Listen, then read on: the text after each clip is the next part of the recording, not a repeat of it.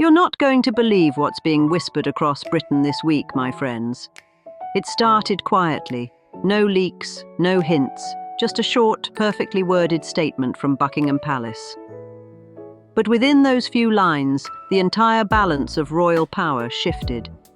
King Charles, calm and deliberate, officially stripped Prince Andrew of every royal title and privilege he had left.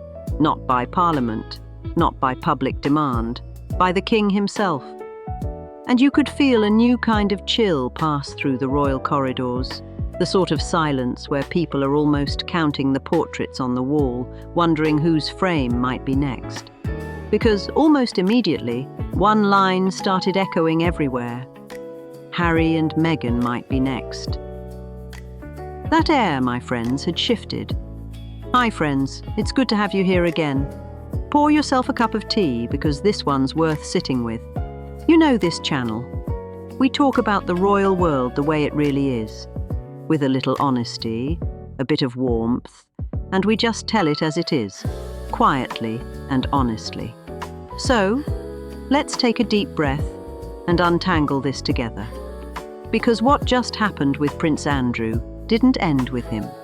It opened a door that every royal, even across the ocean, now has to look at. When the king moved to strip Andrew of his titles, it wasn't just another headline.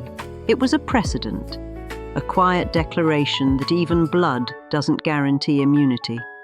Andrew's prince title vanished. His military honors disappeared.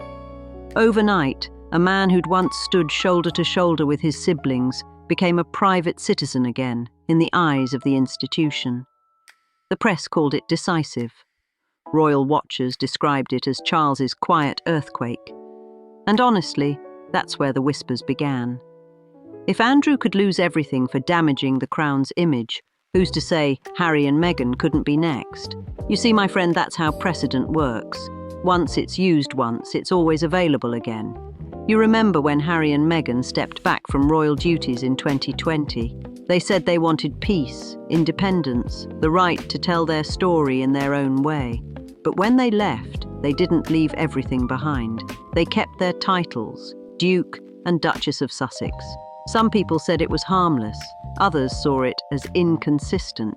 You can't quit the job, but keep the uniform. And now, after Andrew's demotion, that small debate suddenly feels a lot louder.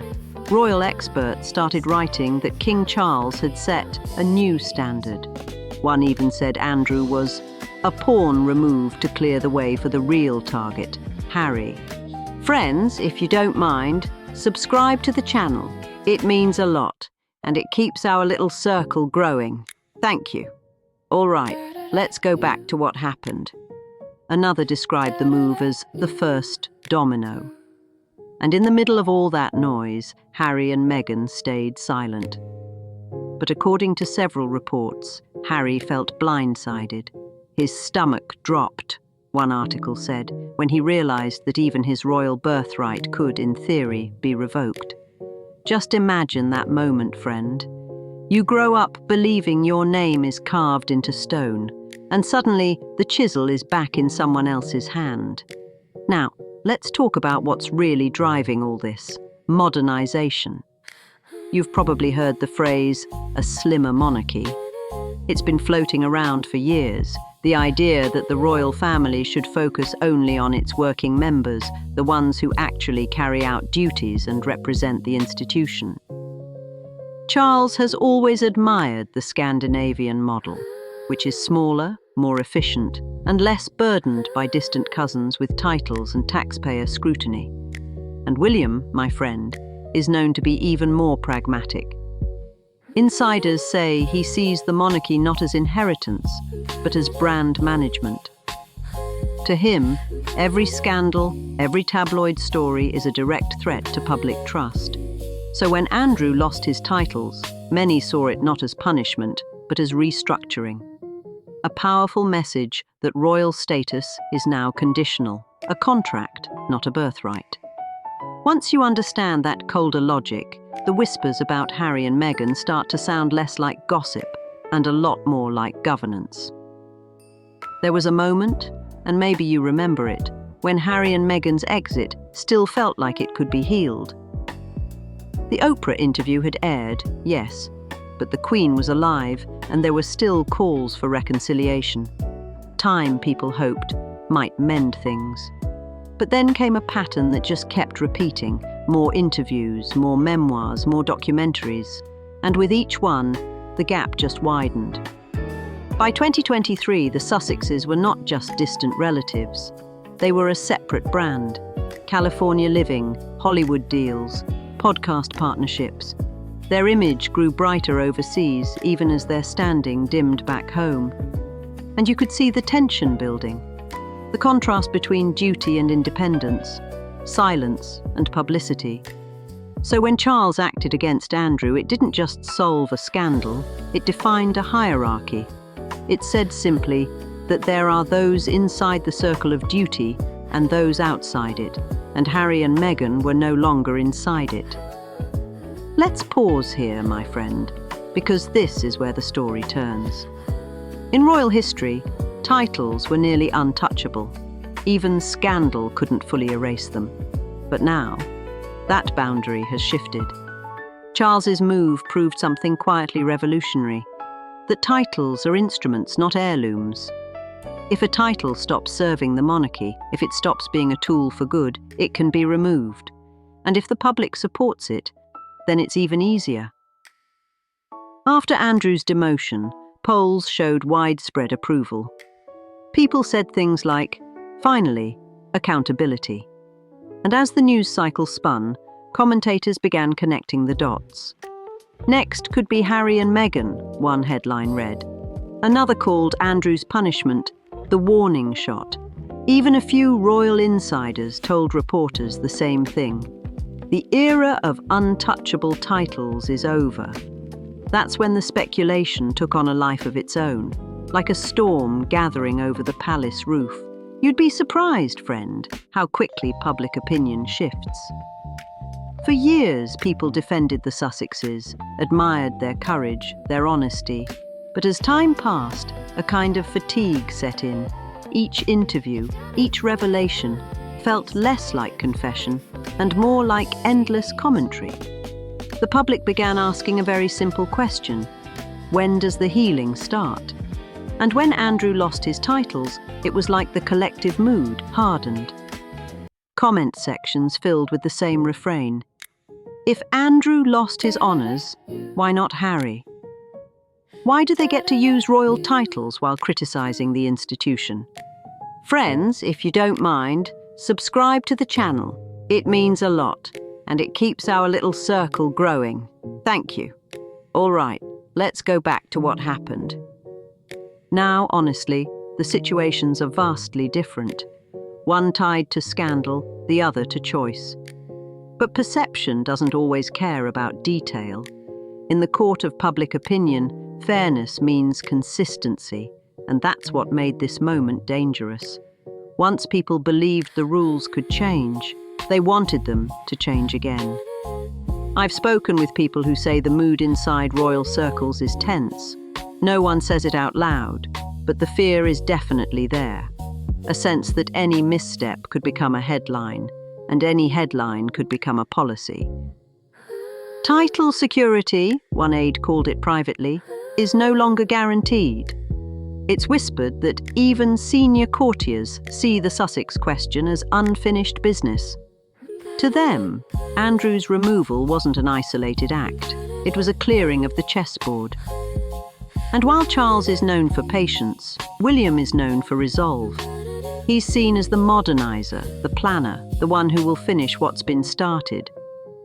Insiders believe he favours a monarchy that feels leaner, cleaner, and much easier to defend.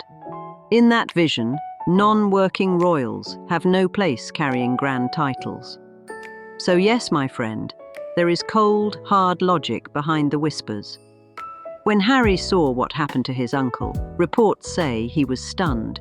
Because if a brother of the king, a man born into rank, could lose his style and honours, then so could anyone. He's said to have told friends it made him re-evaluate everything. One insider described him as unnerved. Another said he felt for the first time truly outside the system, and perhaps that's the hardest truth to swallow. Once a royal realizes their name no longer guarantees permanence, what do they become? Freedom is sweet, yes, but it comes with absolute uncertainty. And the monarchy, for all its rigid rules, always offered one thing in return: absolute stability. That foundation, he realized, was suddenly movable. After Andrew's demotion, something subtle happened in the media landscape. When Meghan appeared at a public event, say, a charity gala in California, the way some outlets introduced her changed. They began referring to her simply as Meghan Markle, not the Duchess of Sussex. It wasn't official at all. But in royal symbolism, small changes often come first. You take away the words before you take away the crown. And the public noticed. Discussions on forums and social media turned sharp. Maybe they shouldn't use those titles if they've chosen another life, one commenter said. Even fans who once defended them began questioning the balance between independence and privilege. It's funny how quickly affection turns to audit. This isn't really about Harry or Meghan, is it? It's about the monarchy itself, trying desperately to survive in a century that no longer believes in permanence. Charles faces pressure to modernize while keeping dignity intact. William is preparing for a future where tradition must coexist with public scrutiny. And the people? Well, they've learned that their opinion truly matters. So when someone like Andrew loses his titles, it's not just punishment, it's a message. The crown now answers to consequence. That idea changes everything. You know what I find most striking, my friend? The quiet irony of it all. The same couple who once fought for freedom from the monarchy might now be caught by the freedom of reform. Harry and Meghan left to live their own truth, and in doing so, they helped push the monarchy to adapt. But that very adaptation could circle back and touch them. It's a quiet irony. They wanted independence, and now the institution might give it to them fully, by taking away what little is left of their royal identity. And perhaps, deep down, even they sense it. Because when something that once defined you begins to slip away, it doesn't matter how ready you thought you were, it still stings. The public's heart is completely divided. Some people say, let them keep their titles, they were born into it. Others argue, you can't have it both ways. But everyone agrees on one thing. The royal family no longer feels safe from consequence. This is new territory. For centuries, titles were a shield. Now they're a mirror, reflecting how well one serves the public. And if that mirror cracks, the reflection changes. No official word has come from Buckingham Palace about Harry and Meghan's titles, of course. And if I know this family, any decision will come quietly, wrapped in protocol, announced without emotion. Maybe it never comes at all. Maybe it waits until the next reign, when William decides to finish what Charles began. Either way, the message has already landed. The monarchy is learning to live without guarantees. Even among royals, favour is rented, not owned. You see, friend, that's the heart of this story. Not punishment, not politics. It's the slow return of accountability, something the public has long wanted but never thought possible. King Charles's decision was more than administrative. It was profoundly symbolic.